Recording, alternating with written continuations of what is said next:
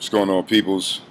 It's your main man Tone here, Politics with Souls. Wanted to touch base with y'all live from Denver and maybe touch on a topic that I think many of y'all might think I'm crazy, kind of silly for even discussing or bringing up, but I think it'll provoke some thought, and that's what I'm here to do. So let's roll with it. Now, what I want to talk about today is wait. First of all, let's talk about Denver real quick. How nice is it, huh? It's a beautiful day, huh? Check it out. Beautiful day out here in Denver. We getting ready to roll out, end it. We out here in Colorado Rockies, mile up. But my topic, man, that I wanted to discuss, and I wanted to do this from Salt Lake City, but I felt a little uncomfortable doing it from there, is the plight of the white man. Now, yeah, I know you're gonna say, what? The plight of the white man? Yeah, I want to talk about how the white man has been the most messed over person on the face of the earth in this era of the planet. And I know you say, well, what the hell are you talking about? Because, of course, as coming from a person of color, that must sound crazy, as we would consider peoples of color as the most messed over people on this era of the planet, right? Well, understand, I'm not just talking about physically. I'm talking about spiritually and emotionally and everything, just the entire thing that bonds us as humans, or energy that even goes beyond us being humans, possibly. If you look back through history, man, and I know you're looking and you think, okay, yeah, history, yeah, we've been messed over. The white man always been trying to get us. Well, it's not that. The white man has never been the ones that have been trying to get us. It's always been the leaders. It's been the leaders that have been trying to get us. And the leaders that have been in this whole, control the world operation have been people of all colors. I mean, people of all colors, of all backgrounds. There have been Africans that have been complicit. There have been Chinese that have been complicit in this. And so it has nothing to do with the color thing. It just so happens that the face of the leaders appear to be the white man.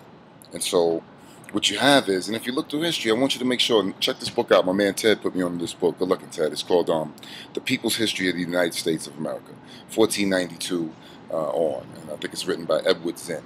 And what it does is, even in the history books that they wrote, they talk about this, but you know that the books are written by the conquerors. They're never written by the conquered. They're never written by the ones that were beaten. They're written by the ones that won. So they nobilize everything and nobilize every situation in terms of taking over every piece of land that they've taken over in this world. They've nobilized it as just part of, either they put religion into it and it's a godly thing, or it's just been something that was done by a warrior, by a hero, as he slaughtered and destroyed, millions of lives. Somebody like Columbus, who we celebrate. But understand what's going on here. Those white people in the days of the kingdoms in Europe, those white people were messed over and did just as much physical labor as any slave that you could ever conjure up, any slave image that you could conjure up. They did just as much work, and they were killed and beaten and all of that. It was in the name of they were forced to be into a religion, Christianity. They were forced into it. Understand that. This wasn't something that everybody just felt. This was something that the leaders said, that's what it has to be, that's what it is, this is how we roll. And hail the king. And so they lived outside in the woods, in the forest, and they had to do all of that labor, and they had to hail the king. We don't even have to hail the king here and now. We have the right, at least up until this moment, let me check CNN, but we have the moment, at least up until now, to curse the king, to be mad and say what we want. Now we don't get burned at the stake, at least not as of now. And so the white man has been left holding the bag, because we're looking at the leaders of this world as the white man. When the leaders of this world are just that, the leaders of this world. If they're human, that's what they are. I'm not really sure about that. You can get back to me on that later. But whatever they are, they're not white men. They're the leaders. And the rest of the people are just white folks. They're just people. Us, we're people. And what they've done is they've turned those regular white folks, those 99% of the white folks in this world, against the people of color, telling those white folks that they're better than everybody else. And then how can you not go for that? How can you not be a white man in this world and not think that this is your world and think, you know what, I must be a little bit better? It's just subliminally. I'm black. And I look around and I think I must be able to dance a little bit better than them. It's a subliminal thing, but that just holds more power than dancing. You just happen to run the world. And so you walk with this confidence. But you walk with this confidence, and then you don't get a chance to be at one with the world. As you know, if you live on the 32nd floor, you don't know what's going on the ground level. And so if you put all of these white folks on the 32nd floor, still mess over them in the same way that you messed over black folks and people of color and Indians and everybody else, just in a different way. You see what I'm saying? Now they don't get a chance to be at one with this world, this planet, which is essential in our growth, that we're at one with this planet, which is why you see when you do see white folks that have some type of soul, or maybe they might be a Rasta, or they might be a jazz man or whatever, whatever it is, they go all out. And a lot of times they really funky with it. You know what I'm saying? And the reason is because they're reaching out so hard but to the planet that, and sometimes they touch, sometimes they hit, sometimes it hits. But when you put them up high on the 32nd floor, they can't touch down. They can't be at one with this planet. And then so you're taking away their soul. That's what you've done. You've taken away the white man's soul with that. And on top of that, you've left the white man holding the bag, because now the rest of the world is looking at the white man as the ones that have messed over us, messed over the world. And we're looking at them as, oh, look at them, I can't stand, or whatever. You have your contempt for them because you look at them as the leaders of this world.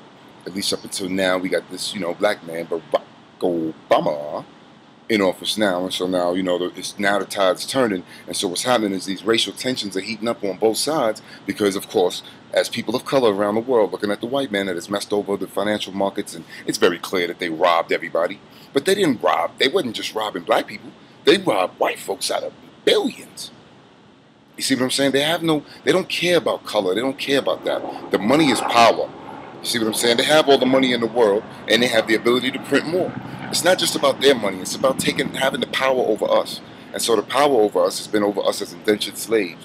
And the biggest indentured slaves on this planet are white people. And so when you're looking at the situation now, when all of these racial tensions are heating up around the world, because not just around the planet, around the country, but around the world, because we're looking at the white man as the ones that have done this. And then the white man is looking at this man, Barack Obama, as our leader, and looking at what the hell did we do? Put this black man in office.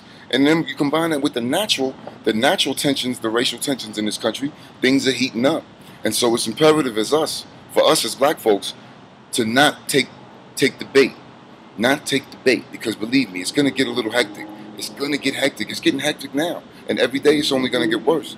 And I can't really make the plea to white folks to not take the bait. I really hope, if you're listening, don't take the bait. Don't take the bait. We're just all humans that have been messed over, put in this bag to fight amongst each other. We're all the same people. We're all human beings. Whatever we are, we're all people. We're all energy. We might find out later that we're different species from different planets or whatever. We might find that out. Who knows? It's something more than we know. But one thing is clear, that we're all people and we have the ability to harmonize and do what we do, as we do even amongst these racial tensions that have happened in this era of the planet. We've been able to maintain some type of harmony. You can't. That's why they hated when white folks and black folks, or white folks and Indians got together. White folks would run up into the mountains. You know what I'm saying? When the white folks came here in the beginning, and they run and hang with the Indians, and they never want to come back. Because they became at one with the planet, like the people of color were. And so the white folks had to go up in there with the army or the cavalry to go get their white folks out, because they didn't even want the word to spread that it was better to live amongst the planet like that than to live on the 32nd floor. You see what I'm saying? And so now you have a white race that has been demonized as the people that have messed over this world, and they've not been allowed to have a soul. And so to me, of course, us as color, we know, yeah, we've been messed over and we whatever, but we got our soul. And if you have the ability to look beyond these couple of 30 to 60 to 70 years that you live on this planet, and look that your energy goes for hundreds and thousands of years or whatever, then you know that it's much bigger than this. And we have our soul. And so you can't take that away. You know that. You know you can't take that away. But they've taken away the white man's soul, and they've put them in a precarious position of being the ones holding the bag, as the ones that have messed over this world. And so now when it's all said and done, everybody's blaming them. Don't blame them. We're all the same. That's what it is. We're all the same. That's why we're able to harmonize. That's why we're able to get together. And so don't take the bag.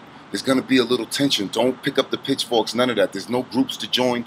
None of that. Just chill. Get your popcorn and enjoy the show. Because if you get all angry, you're going to be one of the first to fall. None of that. Don't fall. Don't take the CNN bait. But that's what it is, man. I just wanted to pass my little word on, provoke some thought. That's what I said. The white man's plight as the most messed over person on the face of the earth in this era of the planet. I'll talk to you soon, man. Live from San Francisco in a minute. Stop in Seattle, and then I'm back at the crib. All right? Politics with Soul. It's your main man, Tone. Holla.